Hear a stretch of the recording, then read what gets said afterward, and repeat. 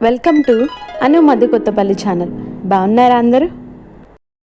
పిల్లలు, ఈ వీడియోలో రవికి పెన్సిల్ చెప్పిన నీతి కథలు విందామా మరి?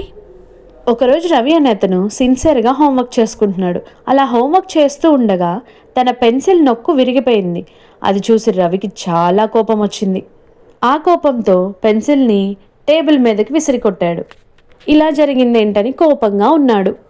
అప్పుడు ఆశ్చర్యంగా పెన్సిల్ మాట్లాడింది. రవి, నన్ను పడేసే ముందు ఈ 5 లెసన్స్ విను.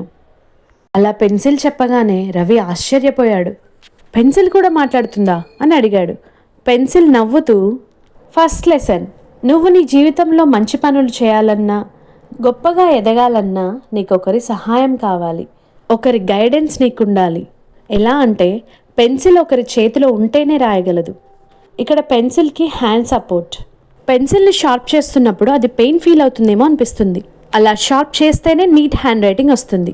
అలాగే నువ్వు నీ జీవితంలో ఎంత కష్టపడతావో అంత షార్ప్ అవుతావు. ఇది సెకండ్ లెసన్. నెక్స్ట్ థర్డ్, పెన్సిల్కి ఎరేజర్ ఉన్నట్టు మన జీవితంలో కూడా మన తప్పులను సరిదిద్దుకోవచ్చు.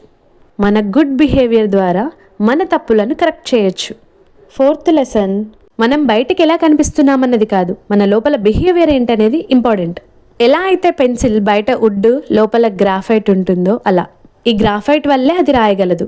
చివరిగా, మనం ఎక్కడున్నా మంచి గుర్తులు వదిలి వెళ్ళాలి. Leave your good mark.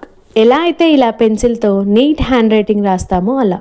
ఇలా పెన్సిల్ చెప్పిన 5 లెసన్స్ విని రవి తన తప్పులను తెలుసుకుని మంచి వ్యక్తిగా మారాలని నిర్ణయించుకున్నాడు.